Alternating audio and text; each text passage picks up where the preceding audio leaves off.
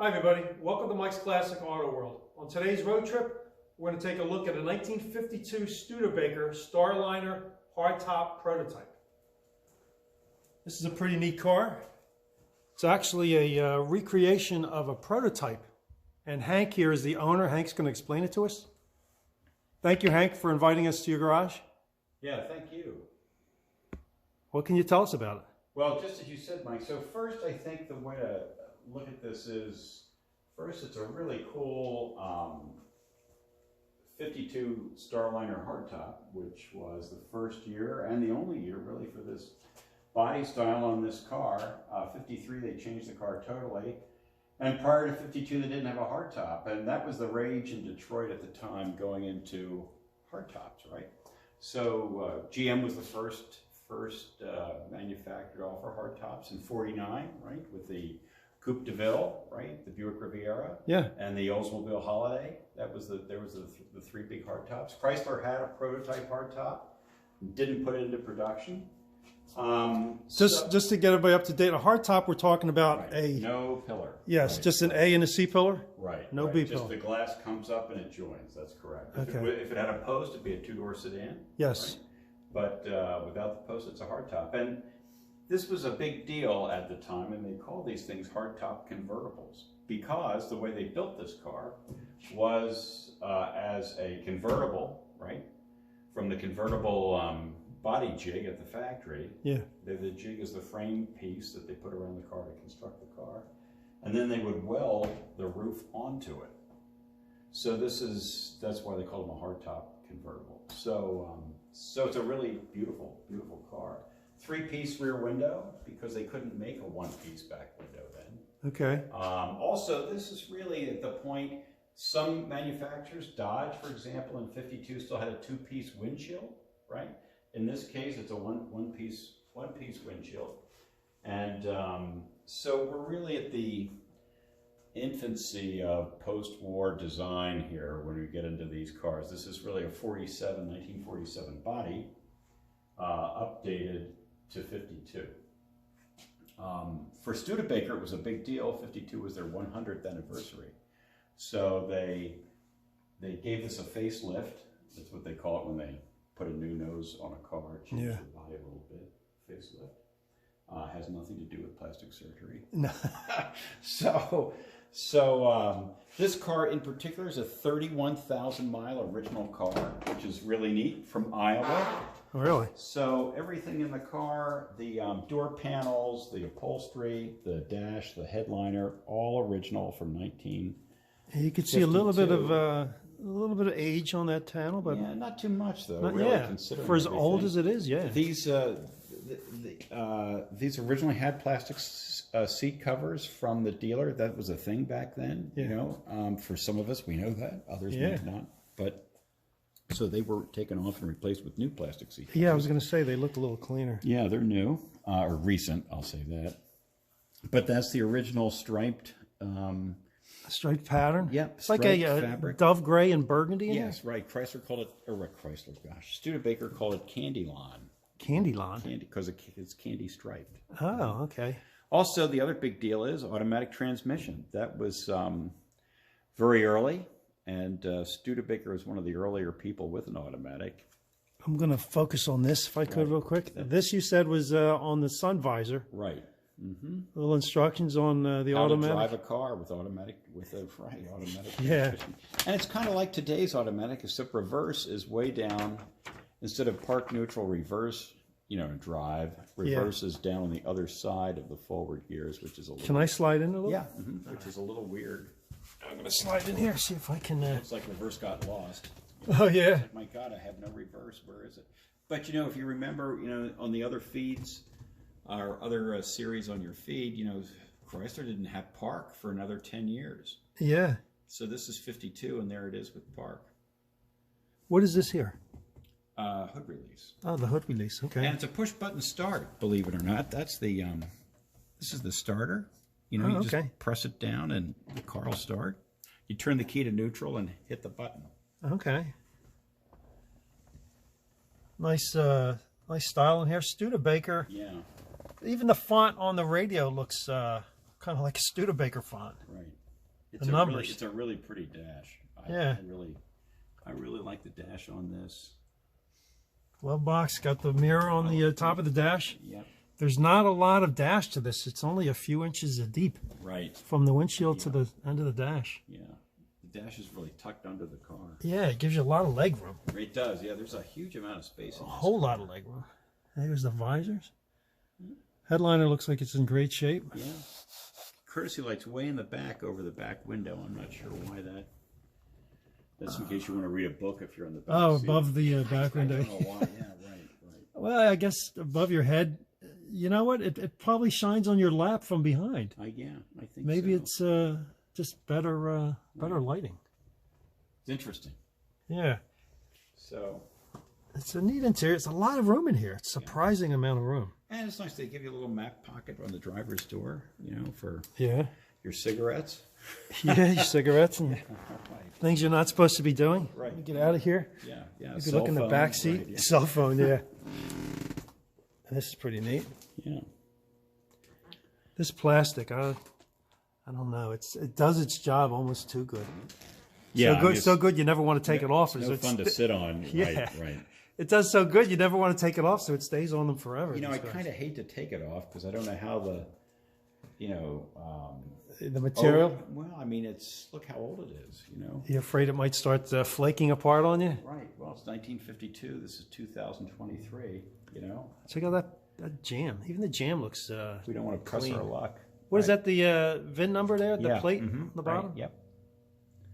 Now let me ask you. This being a prototype, is there unusual number here? We'll go into that. That's a little different piece of our story. Okay. So let's look under the hood. Why don't we do that? And then we'll talk about the front of the car. Then you can go back over and we'll talk about the. Let me look at the front before you open that. Okay.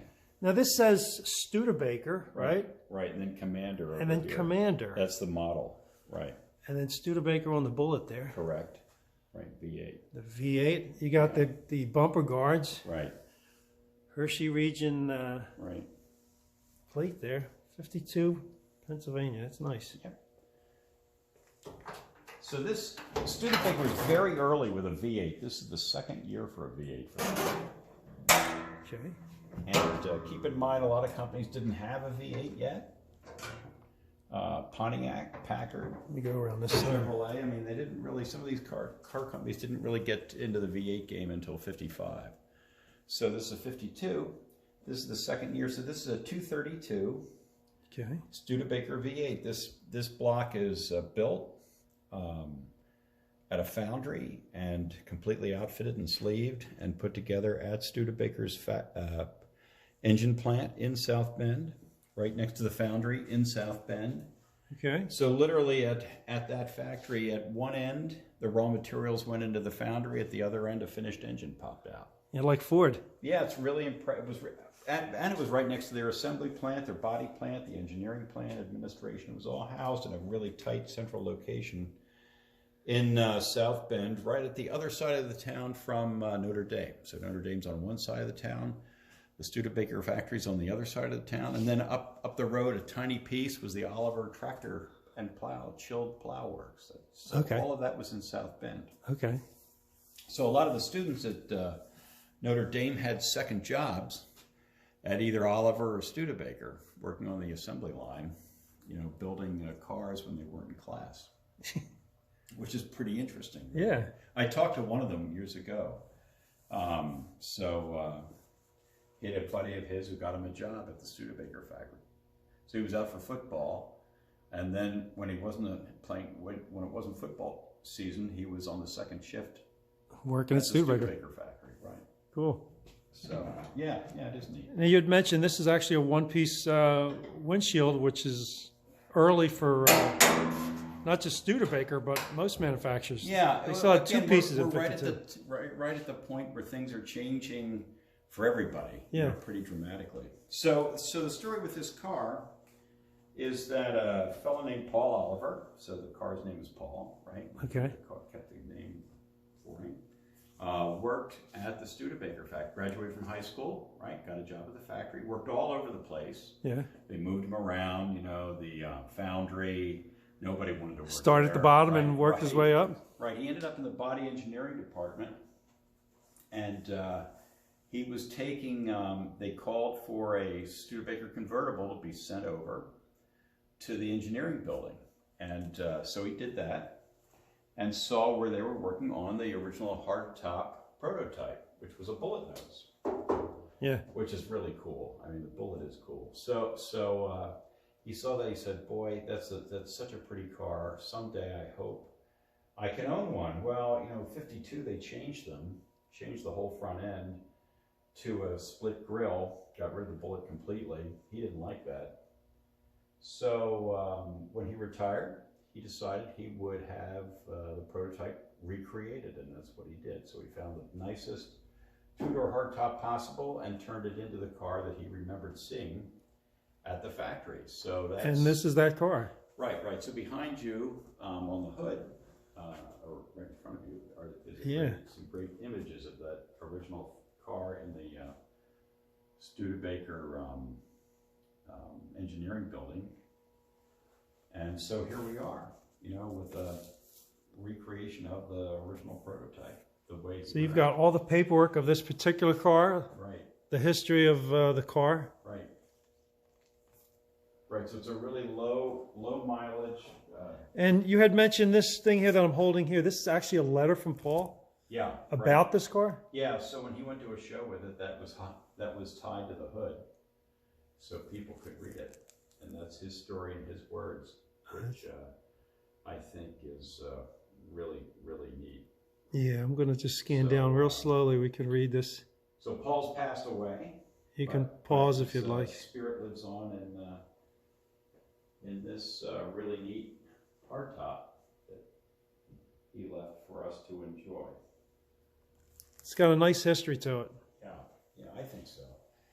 I want to look at it's a beautiful car in its own right. It has an interesting history, a great story, and I love the back window. It's a three-piece back window. Yeah, I like the this is dove. I don't know how it's looking on your camera, but this is actually dove gray.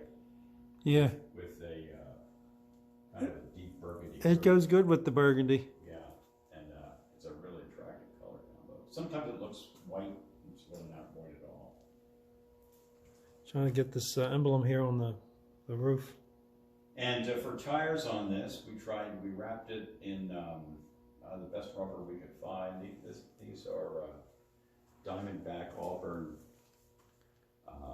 Auburn series tires. So they've got the high crust edges. Is that a standard wheel cover? Is there something special about that? That's the standard. It's beautiful too. That's the standard wheel cover. Yeah, from almost looks like a checkered flag with the coloring. Yeah, right. That's their little emblem. Bias ply? Yeah. No, they're still radials. So they're radials. Yeah, well, that's what I like about them. This Auburn series tire from...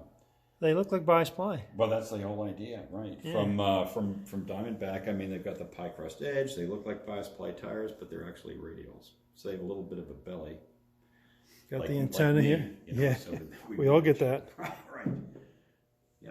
Got the nice radio antenna. It's a great car. I tell you what, it's very peppy. Is it? Yeah. I mean, this Studebaker automatic drive. By the way, the Studebaker automatic drive, that's air cooled. It's one of the few automatics like that. Really? Yeah. There's no. It's not hooked to the radiator. Like every other, tranny has cooling lines to it. Not this. This is an air cooled.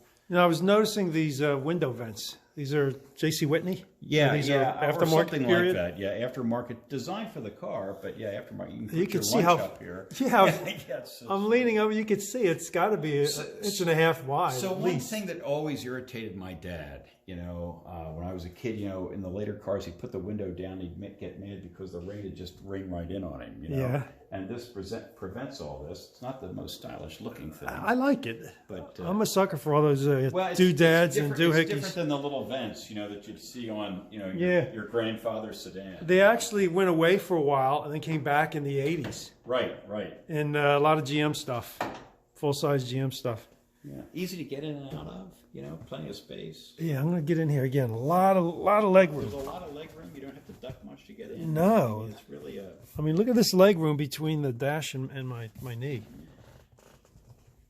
And they designed the door so it's concave to give you the most amount of hip room. Yeah. Possible, You can see it's rounded here. Yeah. It's really well thought out. I mean, they did a great job engineering this. Let me go in the back here and look at this back end.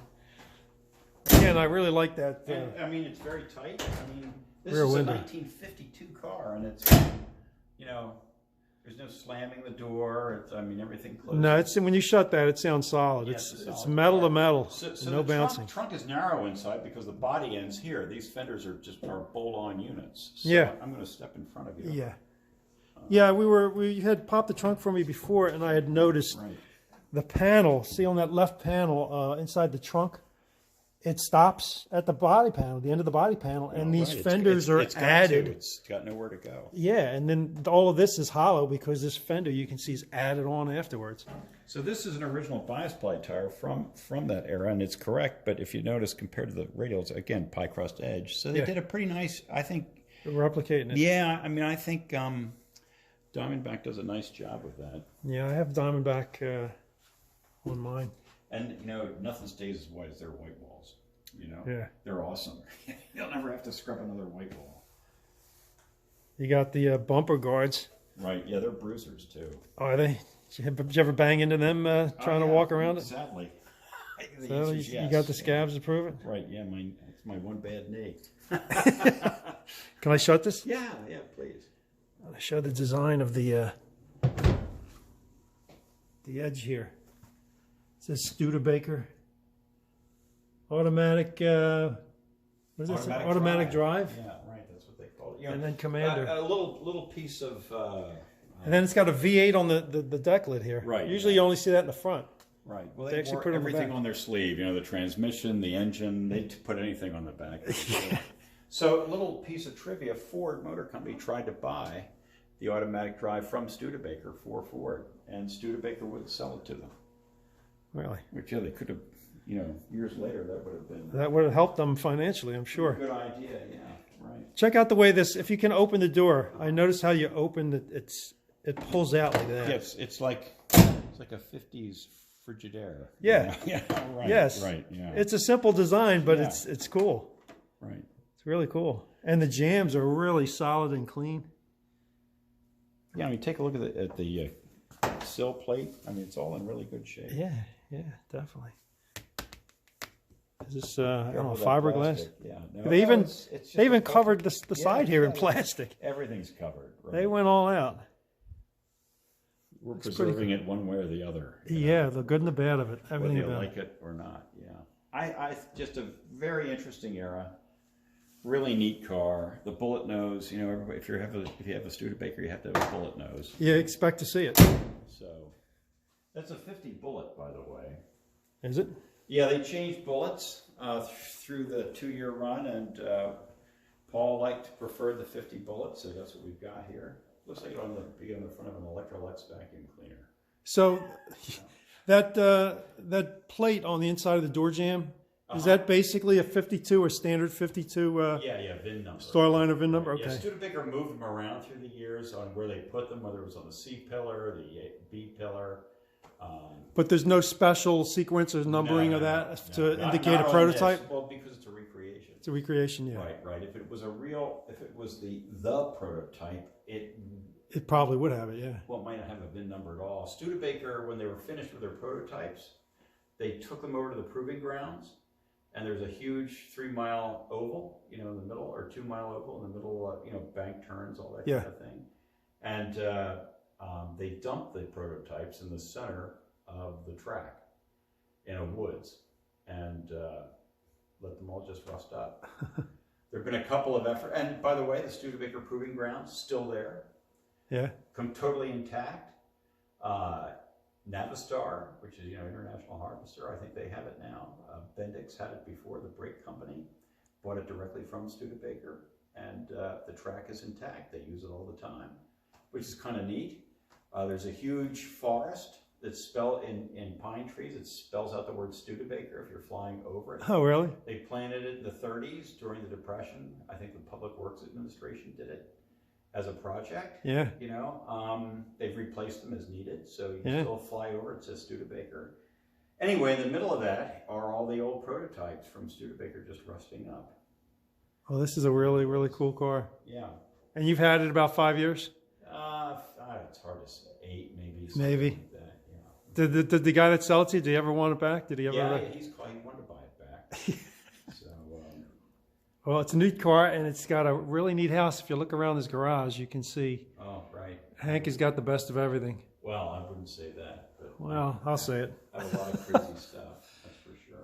I'll say it. He's got all kinds of license plates over here. Let me get a Oh, quick great. look at My these li- license plates. That's my PA license plate collection. Yeah, I've got a lot of plates too, but they're on the inside of my garage door. Well, this is courtesy of my cousin Frank Jarrett, who was he and his dad were Dodge dealers in Hatboro, and so this was Frank sold me his license plate collection. So there it is. So it's one of every design. So it's not every year, but it's every time the license Every design change, basically. Yeah. So for a number of years in PA, they would go. You got a new plate every year. So there's none of this. What's the oldest? 22. No. The oldest is 1914. 14? Yeah. Oh, okay. There you go. So that's the first plate, right? Wow. So they go from 14 all the way up to present day. You've got a great collection of models and Yeah, they're all my models from when I was a memorabilia. kid, right? All dealer promo models. dealer promos, yeah. Jarrett's gave me one a year. Other ones I picked up and bought. Other AMT kits. That was a big deal. AMT. Yeah. Or my dad's Buddy L's down at the bottom. The other thing I like dealer memorabilia. So we have like the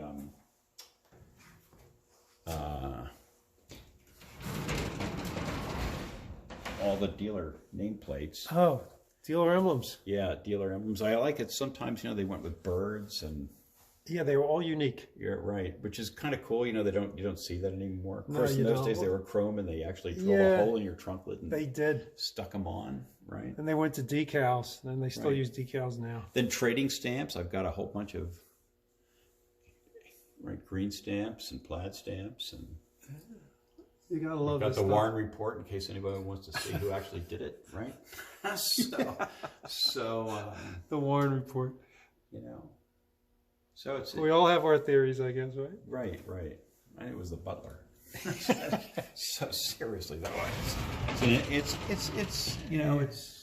it's interesting. This is Let me go on this side real quick. yeah. I'll give you a chance. So Now this you got is- some- This is memorabilia from my cousin's dealership. Everybody's business cards and stuff. Yeah. More dealer promos. Yeah. Love it. Yeah. Chargers. Yeah, Hank has a lot of everything. As far as cars, he's got Ford, he's got Really GM, scares my wife. a lot of Mopar. Yes, he's got a 31 Chrysler. That is a 31, right? Yeah. Okay. Yeah, maybe if we're lucky, we'll be able to shoot that 31 Chrysler. That thing is amazing. But Hank, thank you very much for showing us your Studebaker. It's an amazing car. It's got a great history. If you like this video, folks, like the video. Please subscribe to the channel. Definitely leave your comments. Let us know what you think about this car. And definitely subscribe to the channel. I'm always trying to bring new and exciting cars to the channel. Something different. Things you remember, things you don't remember. But definitely subscribe. Definitely leave your comments. And we'll talk to you soon. Thank you, Hank.